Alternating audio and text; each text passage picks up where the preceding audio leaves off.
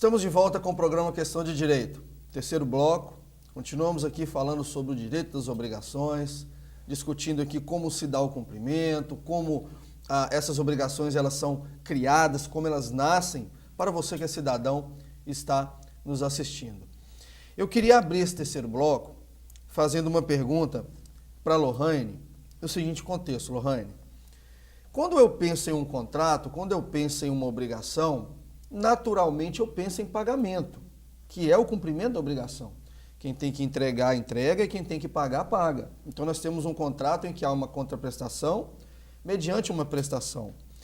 E existem muitas dúvidas, eu percebo, em relação às formas de se fazer esse pagamento. Como é que a gente faz o pagamento dentro de um contrato? Essa forma de pactuação é livre? A lei obriga alguma coisa? Como é que funciona isso? Bom, a prestação ela vai ser da forma que foi estipulada. Pode ser obrigação de a pecúnia, que é você entregar o dinheiro, a prestação em dinheiro. Pode ser a prestação de você fazer um serviço, que aí assim a obrigação será cumprida quando você fizer tal serviço. Pode ser a obrigação de dar alguma coisa, tanto certa quanto incerta, então você vai cumprir aquela obrigação quando você entregar aquela coisa. E também pode ser a obrigação, a prestação de você não fazer, não cometer tal ato, não fazer tal coisa. Então se dá dessas formas e é interessante porque normalmente as pessoas pensam que a obrigação, o pagamento no caso, seria só dinheiro e não é. Temos essas três opções, né, do cumprimento da obrigação, da prestação. Realmente, há uma associação, e analisando o direito um pouco equivocada, né, que o pagamento só se dá mediante dinheiro, mediante espécie, mediante pecúnia. Mas na verdade não, né, professor? Existem casos especiais e que podem ser, inclusive, diversos daquele que foi pactuado no contrato. Sim. Veja que a fala da aluna foi muito feliz porque, em regra, a obrigação dar-se-á da forma como foi convencionado. Se foi convencionado que o pagamento seria feito em dinheiro, em pecúnia, é entregando a pecúnia, o dinheiro. Se se tratar de uma prestação de serviço, o pagamento dar-se-á prestando o serviço. Se for uma obrigação de dar, a obrigação vai se extinguir quando o devedor, então, entrega, transmite a coisa ao credor. Se for um dever de se abster, de abstenção, o devedor se eximirá da obrigação abstendo daquela conduta. Então, esta forma de pagamento, quando se diz que a satisfação do credor se deu como foi entabulado, é o chamado pagamento direto, né? Mas existem outras formas que levam à extinção da obrigação sem que efetivamente houvesse o cumprimento da forma como foi convencionado. E uma das formas mais normais de se estabelecer é a remissão. Remissão com 2 S, viu, gente? Porque existe uma remissão com C cedilha que tem outro significado. A remissão como forma extintiva de uma obrigação, que é o perdão, é a renúncia, é um ato espontâneo, volitivo do credor em perdoar o devedor. Então, se a remissão é uma particularidade do credor, o devedor não está obrigado a aceitar o perdão. Por questões metajurídicas, talvez o devedor não queira aceitar o perdão, mas, por outro lado, o credor quer remiti-lo, quer perdoá-lo. Ora, se um quer perdoar e o outro não quer ser perdoado, por N motivos, a obrigação ela vai ter que ser cumprida por parte do devedor. Mas como o devedor vai cumprir se o credor se negar a receber? Então, resta um caminho para o devedor, que é justamente o depósito, a consignação em pagamento. Ou seja, quando ele faz a consignação em pagamento, que tem o seu motivo, dentre vários, a recusa do credor em receber, quando pairar um litígio sobre o objeto da prestação, quando o devedor não sabe a quem pagar, quando o credor se negar a dar uma quitação regular, o caminho que o devedor vai se servir é o depósito da coisa em juízo. Mas eu deposito em juízo é dinheiro? Não. O que é depositado em juízo, quando se fala consignação em pagamento, tratando-se de pecúnia, de dinheiro, ao devedor, ele poderia fazer o depósito da coisa em banco oficial. Então, ele tem a faculdade de fazer o depósito em banco oficial ou então fazer diretamente em juízo. Mas se não for uma obrigação pecuniária, qualquer que seja outra prestação, a consignação deverá ser judicial. Então é possível depositar uma casa em juízo, já que eu tenho a obrigação de entregar o imóvel em tal data, e o credor da coisa não queira receber? Sim. Vou contratar um advogado e vou fazer a consignação do imóvel em juízo, depositando as chaves do imóvel em juízo. Da mesma forma, as chaves de um veículo, né, que ficaria depositado em um determinado local à disposição do credor. Com esse comportamento do devedor, ele joga todos os riscos quanto à coisa para o credor. Porque qualquer sanção que poderia advir ao devedor por um momento de inadimplemento, com o depósito da coisa em juízo, ele joga esses riscos para o credor, né? Então, o credor não poderia agora cobrar do devedor qualquer verba complementar, qualquer cláusula penal, seja compensatória ou moratória, juros ou algo mais, ou outro consectário, porque o devedor se fez do caminho certo, que é a consignação em pagamento. Veja, o credor pode perdoar, o devedor poderá aceitar o perdão. A obrigação se extinguiu pela remissão. O credor poderá perdoar e o devedor não aceitar consignação em pagamento. Mas existem outras modalidades, notadamente uma figura chamada dação em pagamento, a chamada date insólito, advindo do direito romano, onde o credor não está obrigado a receber prestação diversa daquela que foi pactuada. Então, eu devo a você, professor Douglas, um determinado livro, uma coletânea de Pontes de Miranda completa, a obrigação de dar coisa certa. Eu digo para o professor, ora, te devo uma coletânea de Pontes de Miranda. Você, Douglas, concorda em receber, no lugar da coleção de Pontes de Miranda, uma coletânea do professor Silvio de Sal Venosa? Se você concordar, se você aquecer a minha pretensão, eu vou entregar a coletânea de Silvio de Sal Venosa e a obrigação dar-se-á por extinta.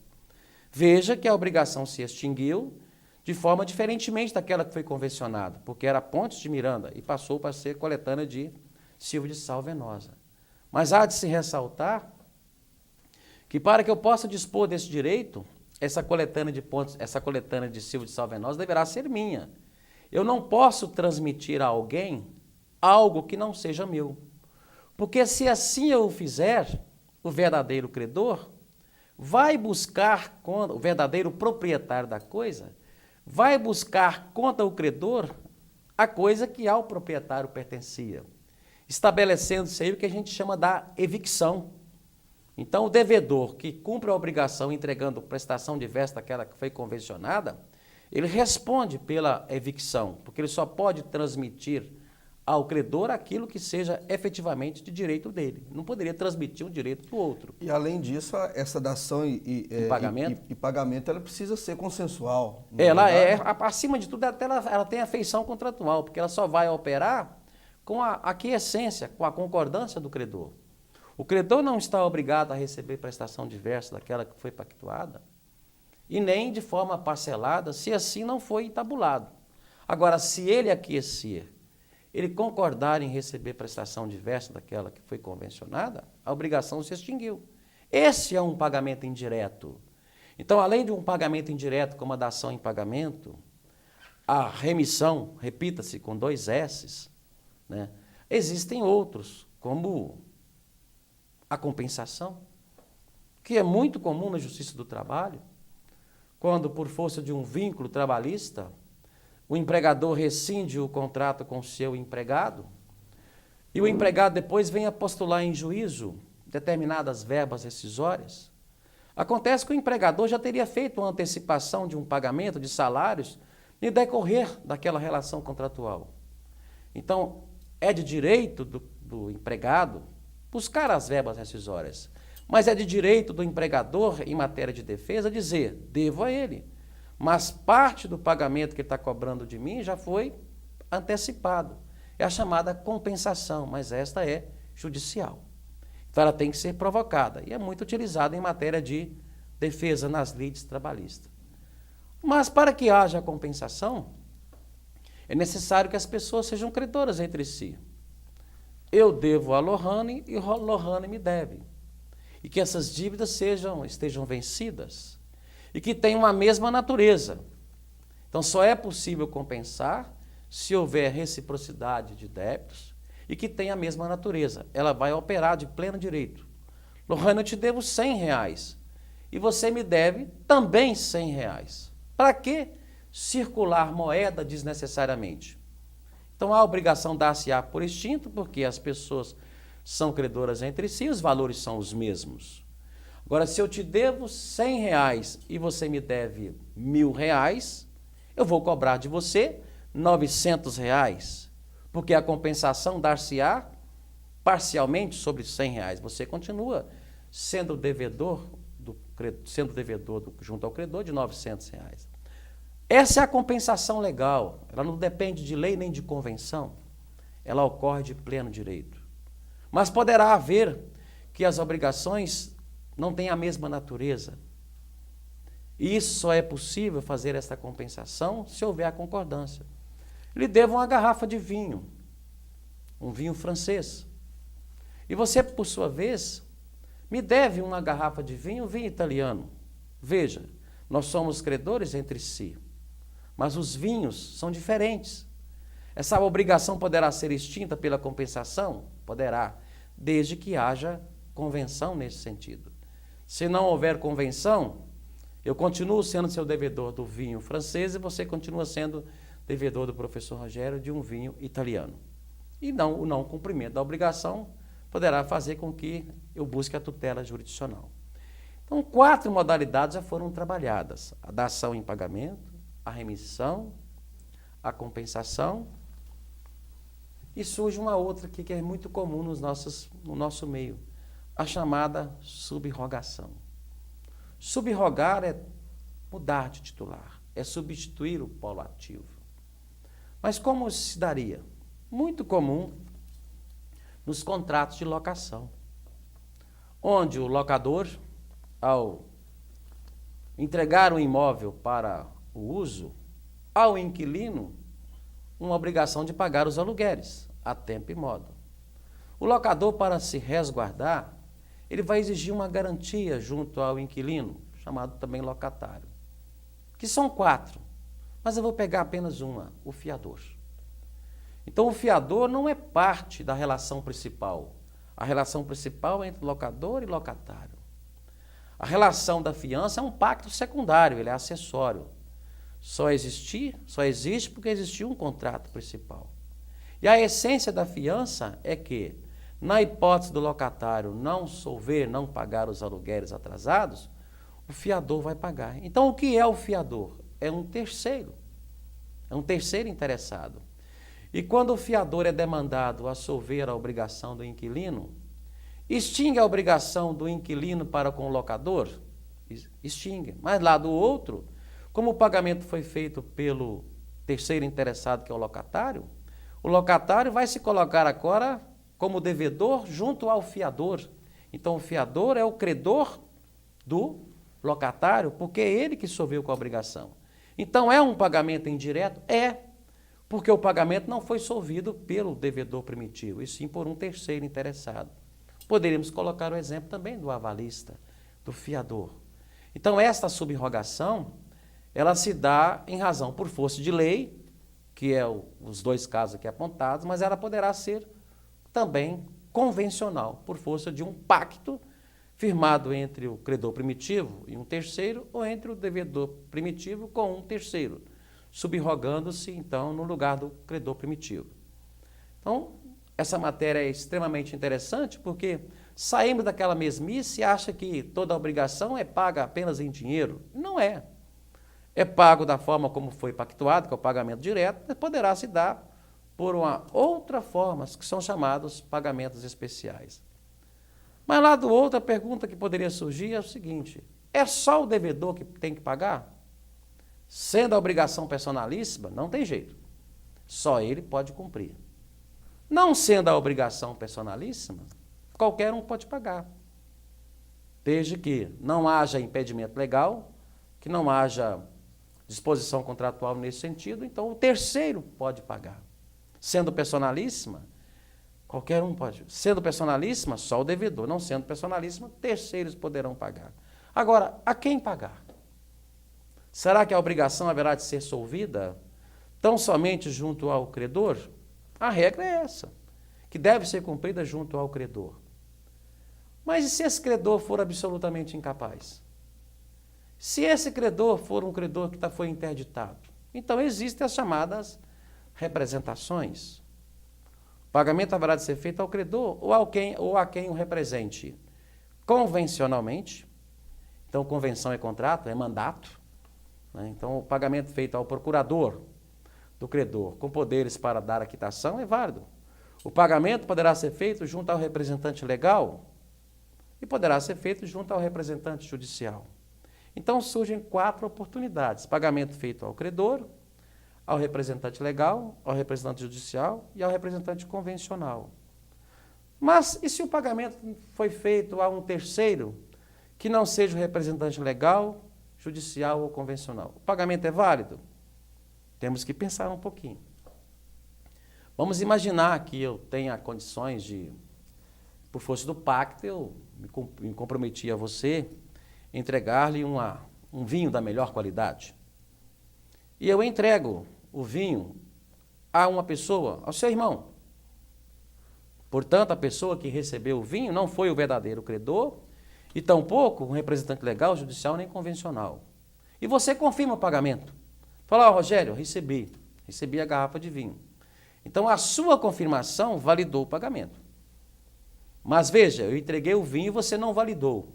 Então, esse pagamento está sendo discutido ainda.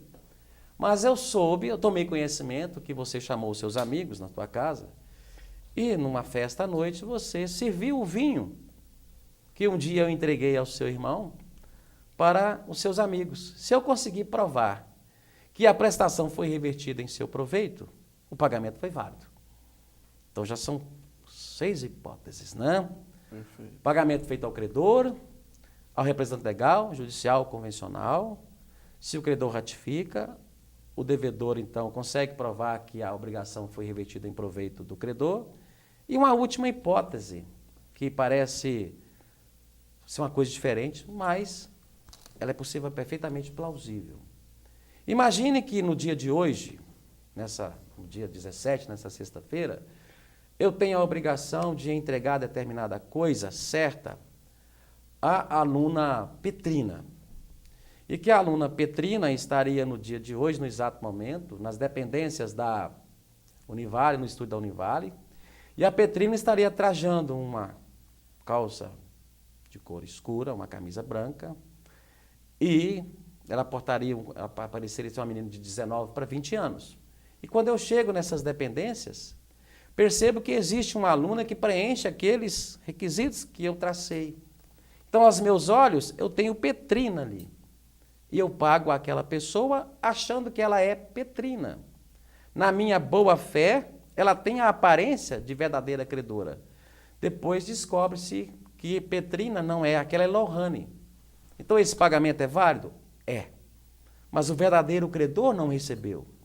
Então o credor que busque, então, contra aquele credor putativo, a satisfação da obrigação. É o que a linguagem chama de credor putativo acipiente.